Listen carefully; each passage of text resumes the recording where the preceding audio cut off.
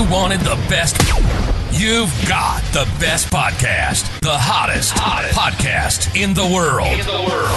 The Chris Voss Show, the preeminent podcast with guests so smart you may experience serious brain bleed. The CEOs, authors, thought leaders, visionaries, and motivators. Get ready. Strap yourself in. Keep your hands, arms, and legs inside the vehicle at all times, because you're about to go on a monster education roller coaster with your brain. Now, here's your host, Chris Voss. Hi, folks. This is Voss here from theChrisVossShow.com. Ladies and gentlemen, there at things that makes it official. Welcome to the big show. As always, for 16 years, 2300 episodes, we bring you the Chris Voss Show. Just the most amazing minds of people and people sharing their wonderful stories. And then some idiot with a mic. It must be me. Anyway, we have an amazing young lady on the show today. She's going to be talking to us about her new book that's coming out, or just came out today. Congratulations, Susan. We have Susan Meissner on the show, and her new book is called A Map to Paradise. And we're going to be getting into some of the deets, as the kids like to say. The kids don't like to say that. That's not really true. I just made that up. Susan is a USA Today best-selling novelist with more than 1 million books in readers' hands in 18 languages. Wow.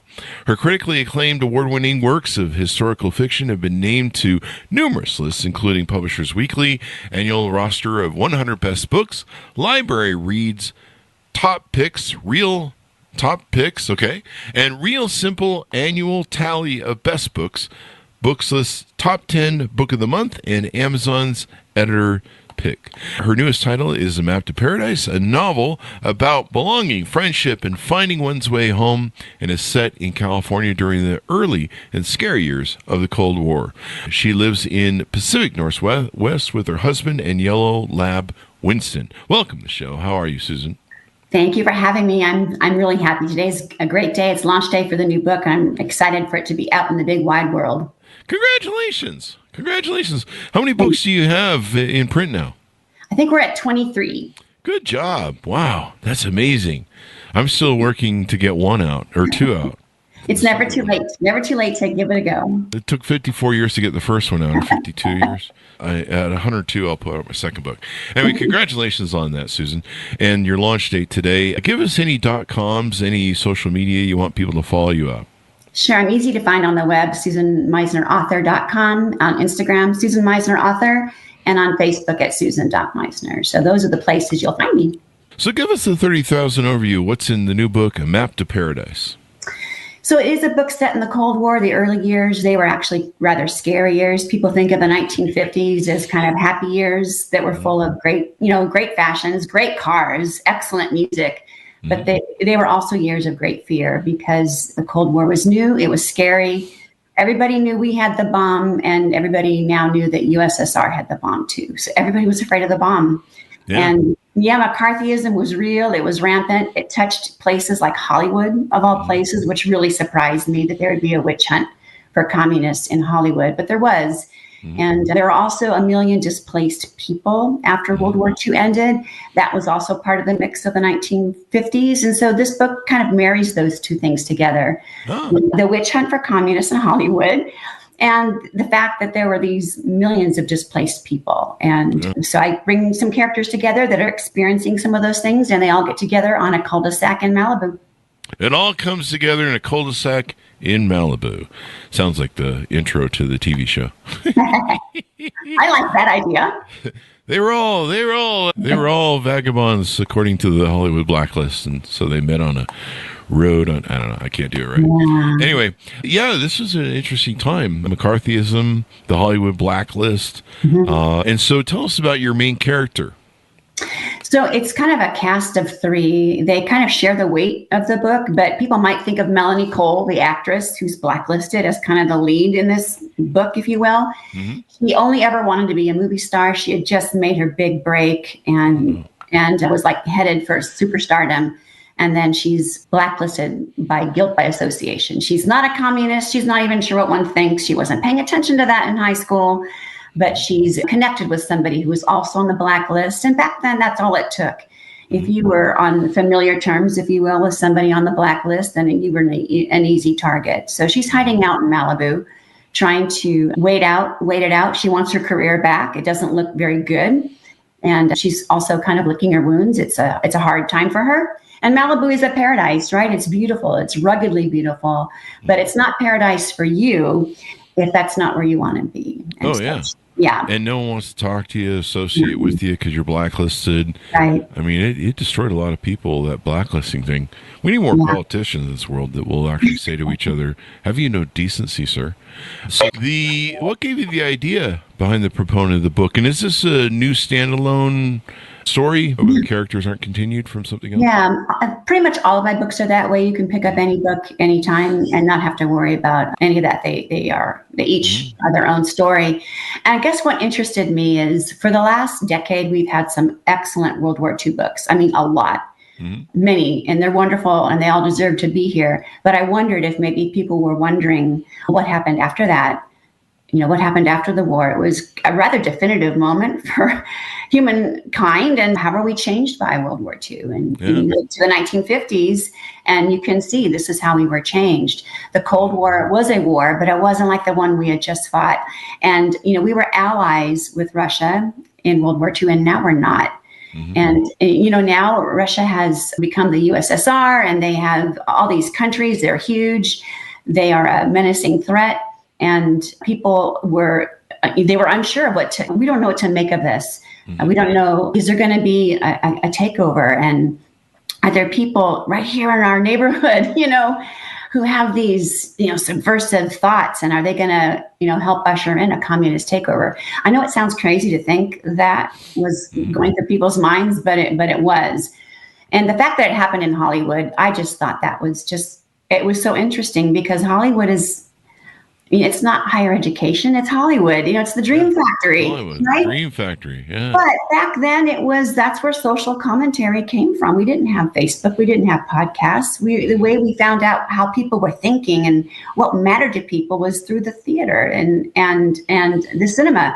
And, you know, I guess it makes sense that people were looking to Hollywood, because that's where people were writing and producing thought pieces in the form of movies and television shows. Yeah. Yeah. And yeah, the fact that there were all these displaced people too, that interested me for the same reason. It was a huge humanitarian crisis. And to be displaced, there were 800 DP camps in Germany alone after the war, and 11 million displaced persons. And at the end of it, there were 1 million that could not go back home. It was just not an option for them. It meant returning now to an Eastern Bloc country. And if you had been brought over as forced labor for the Reich, you were not welcome back home. And if you did go back home, you could face arrest or deportation to a gulag. Wow. And the United States brought in 400,000 DPs over a period of 4 years. And so one of my characters is one of those people. That's pretty interesting. So tell us about you. When did you first know you were a writer? And, you know, how did you get into the business, as it were, throughout the course of your life growing up? Yeah, you know, I think I've always been driven to write my thoughts down. My mom says when I was little, I was making up poems in the back of the car before I could even write, you know, before I even know how to form letters on paper. I was making up poems in the backseat of the car. So it's always been part of my DNA. And, you know, all throughout school, even elementary school, I was writing little stories and poems. I still have those. They're awful. But what they tell me is that I've just always, it's like an itch that had to be scratched my whole life. Yeah. And, you know, when I graduated from high school, I didn't know that you could make what you love your career and still love it. I think I was of the mindset that if I made writing my career, that I wouldn't have an escape. I wouldn't have a place to go when I wanted to get away from work. Oh. And I know now that you can definitely do what you love, and you can still have hard days, of course, but at the end of the work week, you still love what you do. And it took me a while to figure that out, but I finally did. And then I got my first job working at a newspaper. And that's how I got my foot in the writing world, where you actually do it for a living, was writing for a newspaper. Yeah. And that was a great way to start, actually. I learned how to be brief. I learned how to grab readers early. And I learned how to keep to a deadline. And all of those things are helpful now that I'm writing novels. And then my first novel I wrote in my 40s, and I've never looked back. It's my lane. It's where I was meant to be all along. I'm glad you found it, and so are probably a lot of your readers that are out there in the forums. So how did you get your first gig? How did you land your first gig at writing your first book, or someone paying for one of your first books to be written? Yeah, that was 20 years ago. It's a lot different now. I didn't have an agent. I didn't know anybody. I didn't have any connections. This is before, it's before Google or any people. The only way to be discovered really was being in the right place at the right time and all the stars aligned. Wow. And I had written a book, and a small publishing house in Oregon picked it up, and I was just grateful to have a place. I'm grateful that they did, because I kind of cut my teeth on my first novels. Are no longer in print, and I'm okay with that. I was really kind of finding my way, and I was actually learning how to write by writing. They're not terrible books by any means, but I feel like what I'm writing now is a whole lot more insightful, and I think I bring more to the table now that I've been at it for 20 years. But I just got lucky. I got published without an agent, and that probably happens less frequently now, but it did happen back then. Yeah, everyone's publishing books nowadays. In fact, the AI thing has made it worse. Oh, yeah. The AI books that are trying to flood the systems. Yeah. Now, I lived through this era of terror. It was in the 50s, post-war, but, I grew up in the early 70s. I was born in 68. And so I went to school doing the nuclear drill, where you would climb under your steel desk, hoping that would save you from a nuclear bomb. And so we lived in fear of Russia. Yeah. Right? That's what makes things really hard nowadays in 2025. But, we lived in fear of Russia. Communism was bad. And, you were, even then in the 70s, we were worried about Russia and communist influence. And yeah, you kind of live with this mindset that you could, life could end at any moment with a nuclear war. And it seemed very imminent. We were just shy of the Bay of Pigs and John F. Kennedy in the crisis at Cuba. And so I lived through that. What do you like about historical fiction? What is it that draws you to it? Because you do a lot of books in that format. I do. Yeah, I kind of came to it in 2008 with my 9th book, I believe. I had an idea for a historical fiction dual timeline book. And when I wrote that book, it brings in the Salem witch trials. I found that, I loved that. I loved the research. I loved going back into the past from the safety of my living room. And I think the past teaches us. It's a tutor. It shows us what we value. It shows what we're afraid of. It shows what we're willing to do when we're afraid. It shows us what we're all about. What are we willing to go to the mat for? Mm-hmm. And I think all of our best lessons are in the past too. And historical fiction keeps it alive. There are a lot of people that aren't going to sit down and read an 800-page nonfiction work on what the Cold War was like, but they'll pick up a novel and read about it. And if I've done my job and given the reader an accurate view of what it was like to live in 1956 in Southern California, then I've taken them back to the past. They can experience it in a great way because it is safe. It is time travel that is safe. And you can visit it and view it and feel it.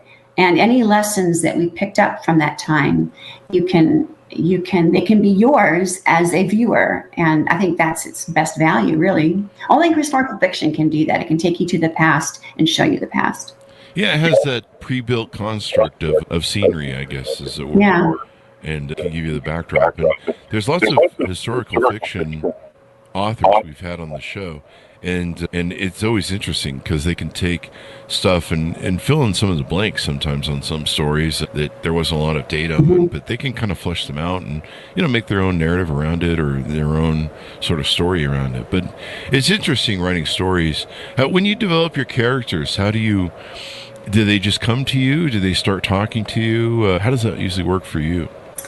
Yeah, that is a nut to crack. That is. I almost feel like a hack every time I begin a new novel because that part of it is the most difficult because my characters are not real. I don't take a historic figure from our past and build a story around that person. I would love to do that. I'm not sure I ever will. It's not my shtick, but creating somebody out of nothing is a lot of work, and I want to get it right. I want you to believe these characters really did exist, even though they're figments of my imagination. So I do something that I'm not afraid to share with people, and that is I give them the Enneagram test. So I will pretend I am Melanie Cole, this actress who's just been blacklisted, and I'll take the Enneagram test as if I'm her. Oh, really? And if all of my characters end up with my number, I'm a 2, wing 3, then I know I haven't taken the test well, because they can't all be me. They've got to be their own people. And I don't want people thinking that's the same character she had in her last book. And I'll take it until I feel like I have a good handle on how this person thinks, because your Enneagram number, I don't know if you know about the Enneagram. No, tell us what that is for people. Yeah, I think it far outdates Myers-Briggs, for example. But it's a way of dialing into your personality traits. Wow. And there are some traits that show up a lot, and so you can build a personality profile with that number. Like a 2, like me, we're helpers, we're empathetic, we want people to be happy, and everything that's good about us is also our downfall, because somebody who wants others to be happy can often, you can't please everybody all the time, and that can be your downfall. And you can be too empathetic and insert yourself into someone's trouble when they don't need it. They don't need your insertion into their life. And so there are good things and bad things about all the Enneagram numbers. And like, for example, a 1, they're more perfectionists. And I'm really glad there are 1s out there, because they keep the world spinning, right? But they can also have their downfalls too. A 1 can be very hard-nosed. They can be inflexible. They can be a little hard to work with. And there are lots of free Enneagram tests out there. I use the free one.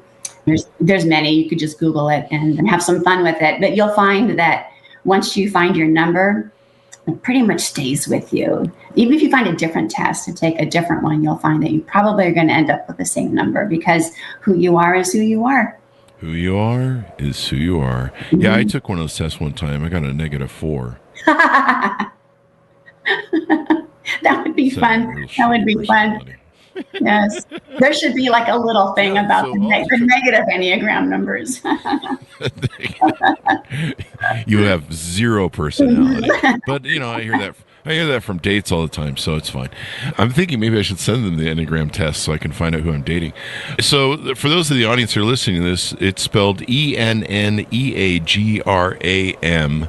If you're trying to figure out how to spell Enneagram. Some of my first guesses were with an I, but yeah, check out the personality test. Anything coming up that you're working on, maybe teasing out that you want to tease out? Any future books you're working on? Yeah, the one I'm working on now is set in the 1960s, which, if you can believe, that is now historical fiction. Which is a little hard to understand. It's just hard to grasp, because I was born in the 60s, and now my birth decade is considered historical fiction. But anything 50 years or older is considered within the realm of historical fiction. So yes, we have a whole new set of books probably coming out that are set in the 60s, because it's considered fair game for historical fiction. But this one, I don't have a title for it yet, and I'm just writing it right now, so it's a little ethereal. The characters are still kind of floating above my head, and I'm trying to lasso them and have them come down and talk to me. But it's set during the year before we landed on the moon. So we're looking at 1968, which was a horrible year. It was a really tough year. 68 was. That was the year of the Tet Offensive. It was the year of the 2 assassinations, Dr. Martin Luther King and RFK, and the campus riots and protests. It was a tough year all around. Yeah. And then, people they needed hope. They needed something to look up for. And so we had we had the Apollo missions, which, in July of 1969, it's like we kind of broke open this, almost like this cloistered oppression that we were feeling on our planet by bursting out of it and landing on the moon. And it made us all look up. And I think there's something within us that longs for the transcendent. And so this book is kind of all about that. It's characters who need to look up. They're experiencing some hard times, and you can't always change your circumstances, but you can change how you look at them. And they just need to look up. They need to find something to be hopeful for. And the lead up to the moon is what that book is. That's the setting for it. It was a difficult time back then. Yeah. The big earthquake in 70 and 68 was a nightmare. I was born. I think I caused Oh it. yeah, you were born I was that year. born, right. Thing that happened. Yeah, that was Right. one good thing that happened. One good thing. But I was born in January, so I probably brought everything. It was my fault. I have a -4 personality. It's a problem. I'm just that kid who shows up and they go, "Who are you?" And I go, "Oh, my name's Damien." I was born in 68. Get ready for some shit. Give us your final thoughts and pitch out to people to order the book, get to know you better on social media, any.coms, all that good stuff. Yeah, so you can find me at susanmeissnerauthor.com, and my book is available wherever you buy your books. I encourage you to patronize your independent bookstore, and if you don't have one near you, then go to bookshop.org. They actually give back to independent bookstores. You can support bookstores that way. And if you're an audio book reader, it's on audio, and if you love ebooks, you can find it on all your digital platforms. And if you are a member of a book club, I always invite book club people to get in touch with me. And if I can pop in and visit with you while you are discussing my book, I'm happy to do that for free. Just reach out to me and we can try and make it happen. You'll keep these millions of readers happy, and I'm glad you found a thing that you excel at. And storytellers are just the greatest people in the world, in our world, because they keep us, they keep us entertained, they keep us educated. There's things you learn from these different stories and lessons. Stories are the fabric of life, really. Oh yeah, well said. Thank you for saying that. It's absolutely true. You got it. And we need to read more books, people. I've seen some absolutely, on yes, media. do it. You need to read some shit. Yeah. Thank you very much for coming. I'm like shaming my audience at this point. You're going to read some shit or else. Don't make me come over. Don't make me pull this podcast car over, folks, and come back there. Stop touching each other. Order up her book, Susan's book, wherever you find books are sold. It's out March 18th, 2025. It is called A Map to Paradise. Thank you, Susan, for coming on the show. Thanks for tuning in. Go to goodreads.com/Chris Voss, LinkedIn.com/Chris Voss, Chris Voss 1, the TikTokity, and all those crazy places on the internet. Be good to each other. Stay safe. We'll see you next time. And that should have us out. Great show.